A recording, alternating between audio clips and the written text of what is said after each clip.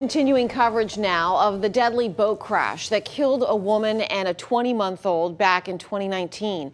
This week, a judge sentenced the Martin County man who caused that crash to 4 years behind bars. 34-year-old Kyle Barrett is also ordered to serve 6 years probation for vessel homicide. Barrett hit a channel marker while driving his friend's boat along the Intracoastal in Stuart at night.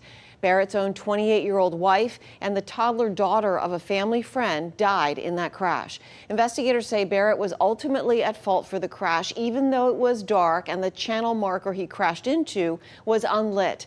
CBS 12's Amber Robb joins us from the water tonight with some important reminders about boating at night and the potentially dangerous conditions.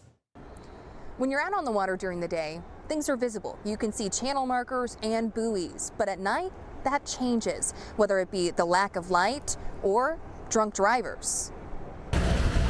Day versus night, a completely different story out on the water. Martin County Sheriff's Department Chief Deputy John Budensiek says the ocean is like a deep abyss when the sun goes down. I've been out here many times on operations at nighttime. In the river, there's a little more ambient lighting from the houses and the area here, but you start going down the Intracoastal where it's darker. You can't see very far ahead of your vessel. Captain Aaron Duff with Stuart Sailing took our crew out on the water, showing us the obstacles boaters face. He says most channel markers only have reflective tape, and even with 10 years of professional boating experience, he even struggles to see them at night. Some pilings are lit at night, some aren't. They all have some sort of a reflective tape on them or something.